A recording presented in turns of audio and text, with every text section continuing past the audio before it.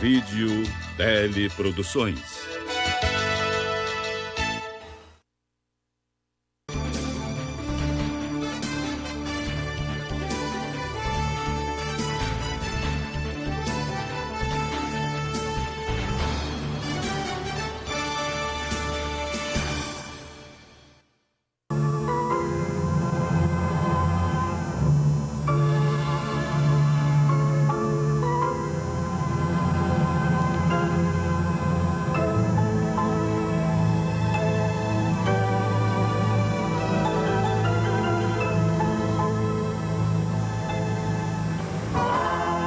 Cultivar os legados de nossos antepassados é dar mostras de participação ativa no presente e de confiança ilimitada no futuro.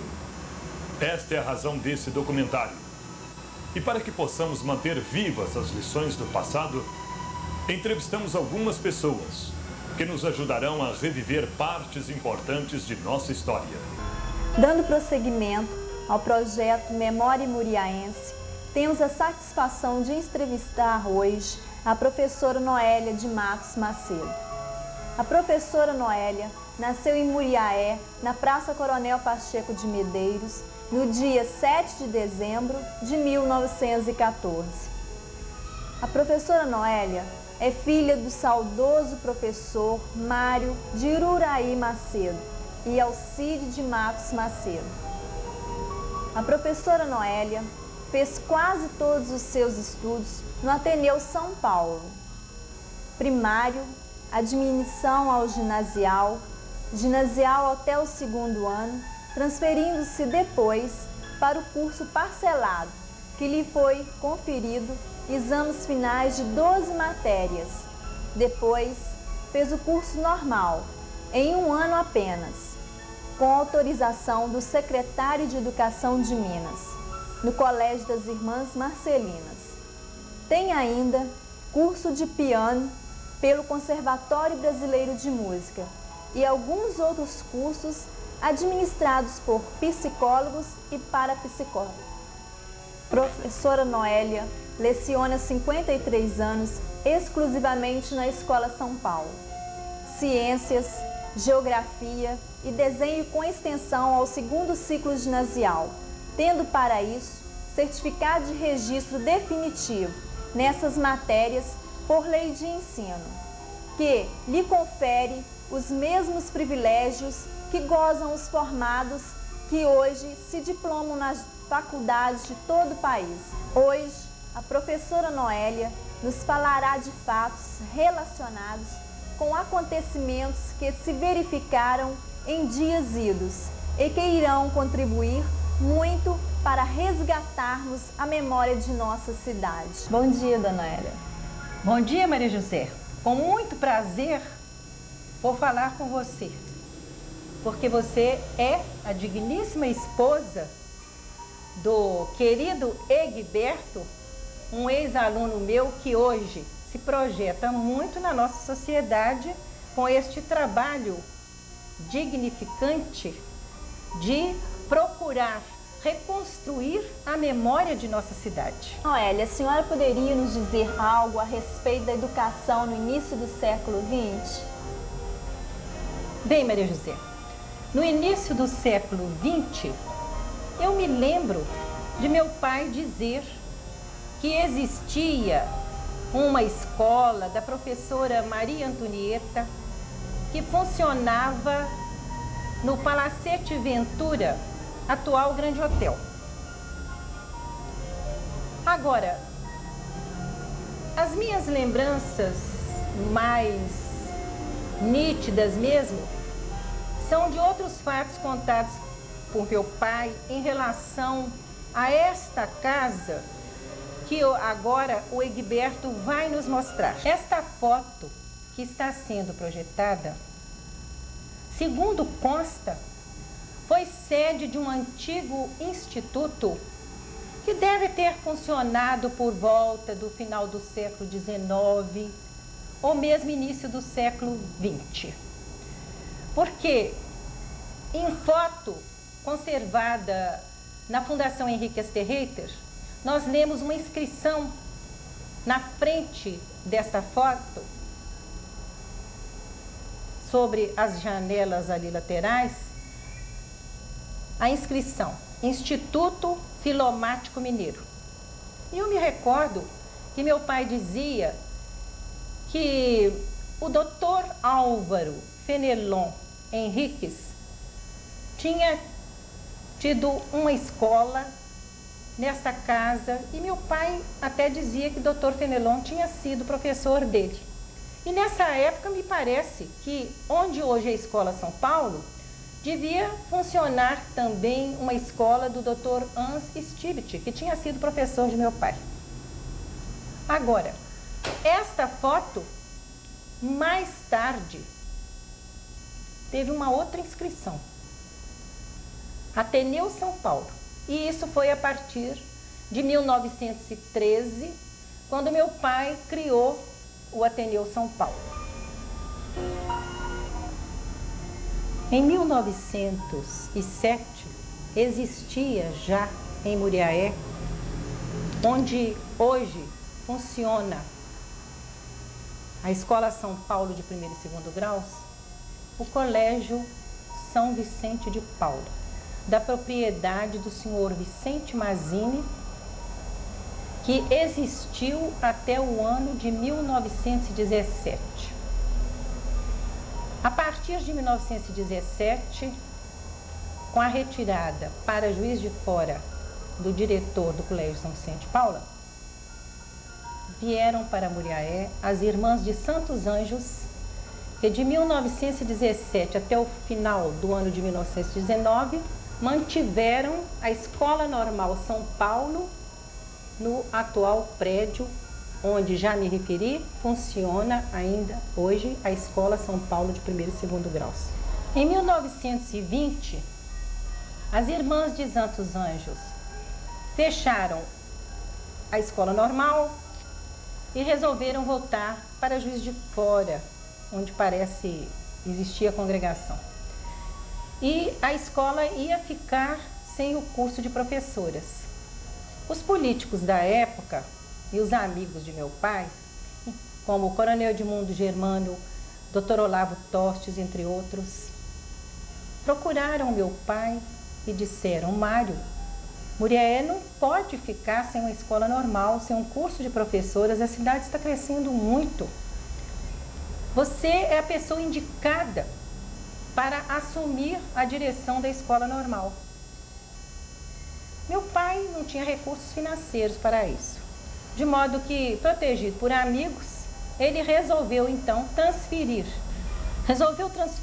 o Ateneu, que ficava naquela antiga casa que já foi mostrada na televisão, o seu Ateneu para o prédio onde hoje ainda funciona a Escola São Paulo de primeiro e segundo grau. Primitivamente tinha o nome de Ateneu São Paulo, depois passou a ter o nome de Ginásio São Paulo, Escola São Paulo, e que atualmente é a Escola São Paulo de primeiro e segundo grau. Dona Noélia, como era a vida do jovem em sua mocidade? Conta pra gente. Maria José, não existia ainda televisão. Então, o tempo que hoje os jovens levam vendo novela, filmes, etc., eles tinham que procurar os livros. Então liam mais, também sabiam escrever melhor, é lógico, porque a época favoreceu muito nesse sentido. E com isso, nós tínhamos no Ateneu as sessões de Grêmio, onde os moços discursavam, escreviam suas poesias, etc. Tínhamos os teatrinhos e festas no Ateneu São Paulo, reuniões diversas em casas de família, festinhas mesmo, culturais e, ao mesmo tempo, dançantes também. Lembro-me bem de uma sociedade chamada SCD, significado, Sociedade Cívico-Dançante. Essa sociedade foi criada por jovens, alguns até foram meus colegas, como o Rui Germano, que era filho do Coronel Edmundo Germano, que foi presidente da Câmara de Muriaé, Décio Lírio, José Serreiter mesmo fez parte desse grupo, Lauro Pacheco de Medeiros, entre outros, Hugo Pereira, Lopes Pereira, Alexandre Polastri, todos de famílias tradicionais e que mantinham uma sociedade nos seguintes termos.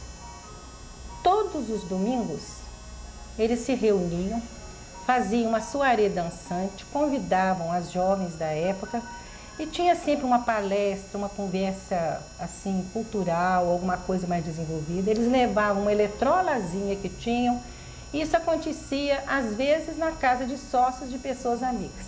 Mais tarde, eles alugaram mesmo. Ali na esquina, onde hoje é o Banco Real, existia uma casa antiga, então eles alugaram a sala e ali se faziam as reuniões dançantes.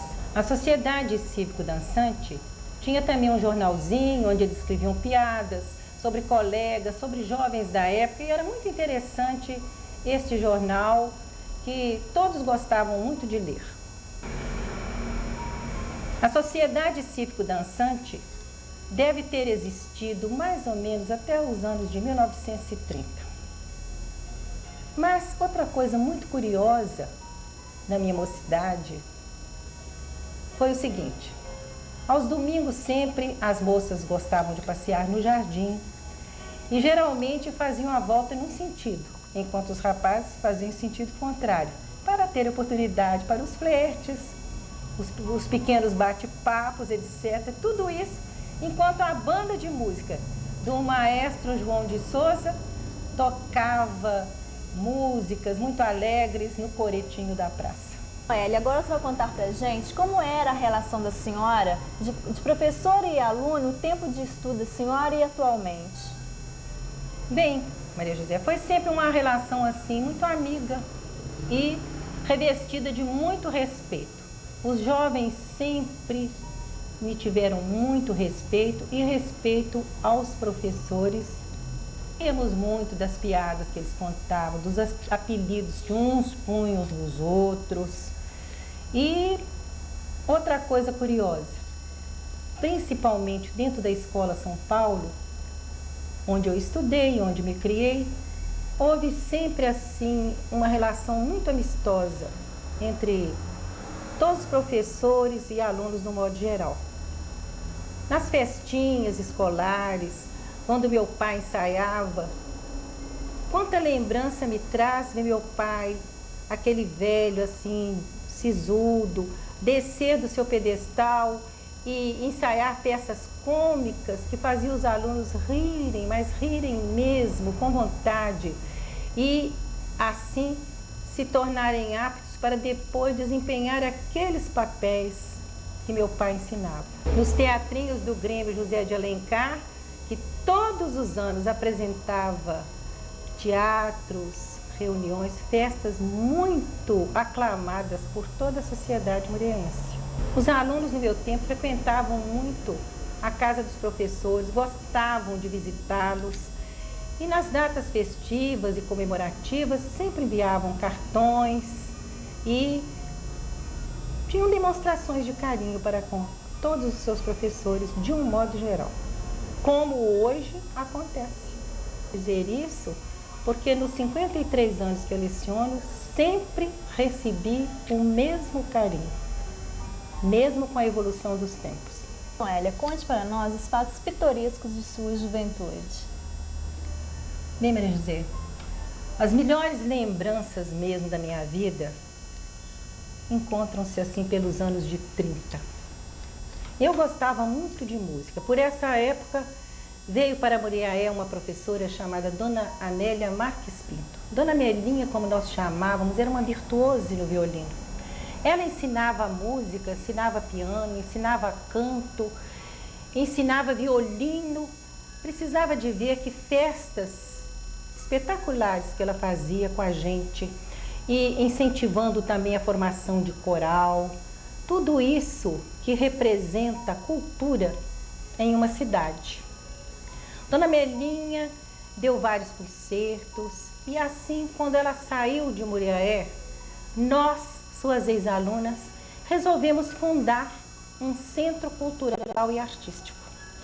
O Centro Cultural e Artístico nosso teve por presidente a Giselda Guarino Medeiros, que era esposa do Dr. Nilo Pacheco de Medeiros, musicista que sempre gostou muito de artes, gostava de cantar no coro, tudo isso, de modo que era um incentivo muito grande para nós tê-la em nossa companhia.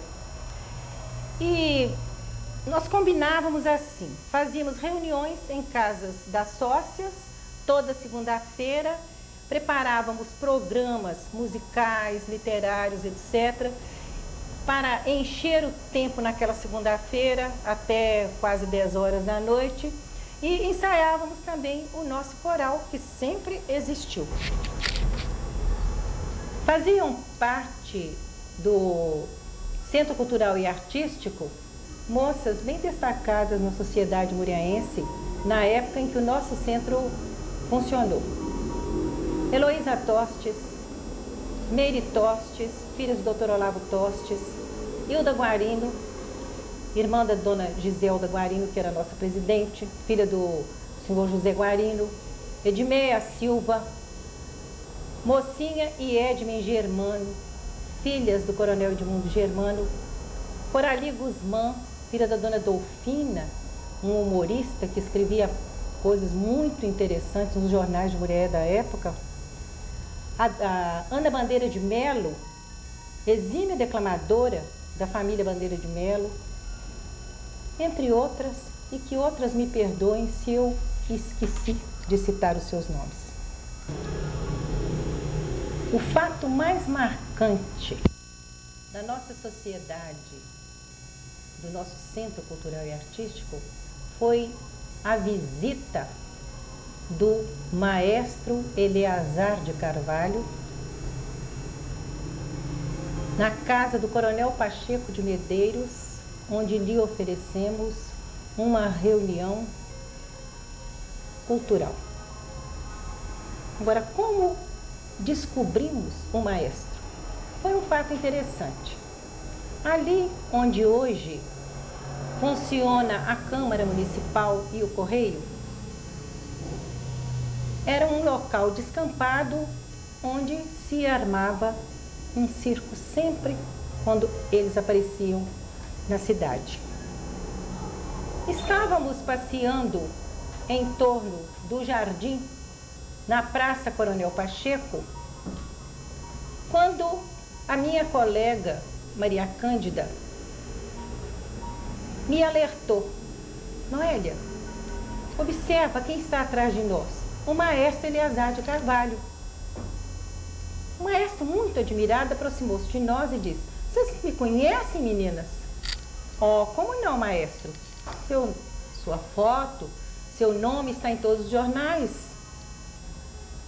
E começamos então a conversar com ele, e ele nos disse que estava descansando depois de um trabalho muito intensivo na fazenda do senhor Arthur Rezende, bem próximo de Muriaé. Contamos então para ele que tínhamos o Centro Cultural e Artístico e se ele queria nos dar a honra de participar de uma reunião nossa. E isso aconteceu a 13 de janeiro de 1943, quando na casa do coronel Pacheco tivemos a honrosa visita desse maestro que deixou nos caderninhos de muitas das minhas colegas autógrafos que são conservados hoje, como o de Hilda Guarino, que pôde me fornecer a data exata de 13 de janeiro de 1943. Noélia, conte para nós alguma coisa relacionada à milícia mineira. Bem, Maria José, a milícia mineira foi criada em 1932 por Olegário Maciel, que era governador de Minas por essa época. Ele sucedeu a Antônio Carlos Ribeiro de Andrade. Em 1930, tinha havido a Revolução promovida pela Aliança Liberal, que era formada pelo Estado de Minas, de modo especial, Rio Grande do Sul e Paraíba. O presidente da República escolhido por Minas seria Getúlio Vargas e o vice-presidente seria o João Pessoa da Paraíba. Os paulistas não concordavam com a escolha de Minas, porque queriam o Júlio Prestes, que era protegido pelo governo de Washington Luiz, que era o presidente da República naquela época. Houve eleição para a presidência da República e, numa eleição fraudulenta, Júlio Prestes ganhou. Então, Minas, Rio Grande do Sul e Paraíba resolveram fazer um movimento revolucionário mesmo. E com a morte, então, de João Pessoa, na Paraíba, que tinha sido assassinado, eles resolveram vir para o Rio e tomar as rédeas do governo. E assim fizeram. Dia 3 de outubro começou a Revolução de 30, que durou uns 24 dias, e sendo o Dr. Washington Luiz Pereira de Souza, que era o presidente da República, exilado. Tomou conta do governo Getúlio Vargas no dia 3 de novembro. E falava-se em fazer logo uma nova Constituição.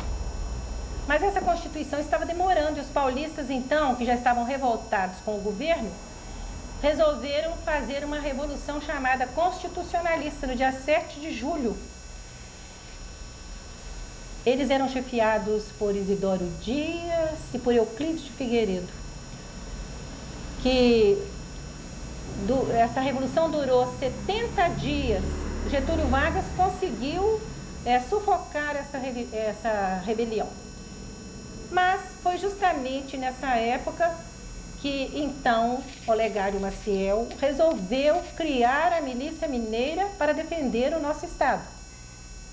Era uma reserva de jovens que, quando mobilizados, poderiam acorrer ao chamado do presidente do estado. A milícia foi criada em todos os municípios mineiros, de um modo geral. E em Muriaé nós tivemos uma legião que se formou no governo do Coronel Edmundo Germano e cujo retrato o Egberto vai mostrar da parte feminina. A foto que vocês estão vendo foi tirada em frente à Vila Guarino, na Praça João Pinheiro. Nesta foto nós vemos perto de umas 80 moças que espontaneamente aderiram ao movimento da Legião criada em Muriaé. Eu tenho apenas as fotos da Legião feminina, mas existia também a Legião formada de jovens do sexo masculino. A Milícia Mineira em Muriaé teve seu hino. A música foi composta pelo maestro João de Souza e a letra era da autoria de meu pai, o professor Dr. Mário de Ulaí Macedo. Consegui ontem, em conversa com meu irmão, o brigadeiro Saulo de Marcos Macedo, algumas estrofes da letra da música do hino da Milícia Mineira. Era assim: na Milícia Mineira ingressamos, exultantes de amor e civismo. Pela pátria dispostos estamos a lutar, que nos sobra heroísmo. Eia, pois, muriaenses, marchemos com este garbo que o brio em nós encerra. Aos irmãos brasileiros mostremos que sabemos honrar nossa terra. Ao apelo vibrante de bravos, que ardorosos lutando com fé, nos quebraram as cadeias de escravos, estejamos alertas e de pé. E com a destra estendida, juremos, com firmeza, com vida e valor. Pela pátria dispostos estamos, sempre prontos para lutar onde for. Essa música era sempre acompanhada pelo estribilho: na Milícia Mineira ingressamos, exultantes de amor e civismo, pela pátria dispostos estamos a lutar, que nos sobe heroísmo. Do Egberto, ouvir-se consigo, mesmo de ouvido, tocar alguns trechinhos do hino cuja música se perdeu no tempo. Ela disse, eu vou tentar tocar de ouvido a música da Milícia Mineira. Eu me lembro que a banda do João de Souza tinha um cornetista que fazia um toque semelhante a esse que eu vou dar no piano.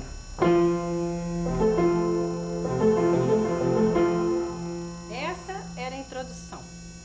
Depois começava então o hino com estribilho.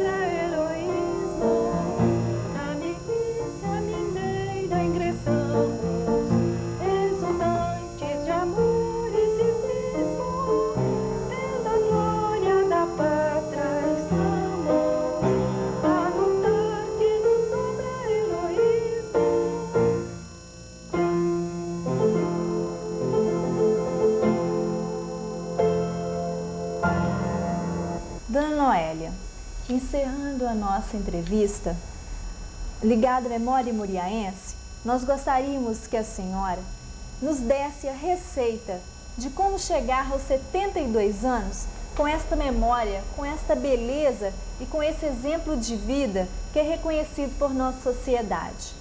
E deixar a sua mensagem para o jovem de hoje. Maria José, a sua bondade enalteceu qualidades que eu não tenho, mas que gostaria muito de tê-las. E justamente para adquirir essas qualidades é que eu procuro ler muito e procuro colocar a minha vida sempre nos dias atuais. Há um soneto de Bastos Tigres que diz envelhecer, que eu considero para mim um lema de vida na idade em que eu estou.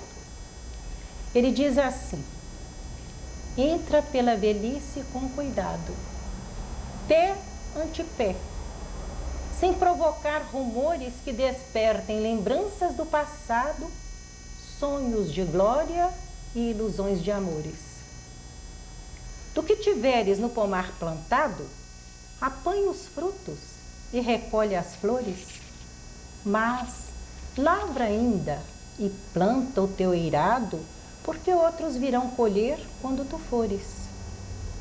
Não te seja a velhice enfermidade, alimenta no espírito a saúde, luta contra as tibiezas da vontade, e que a neve caia, o teu ardor não mude. Mantém-te jovem, pouco importa a idade, tem cada idade a sua juventude.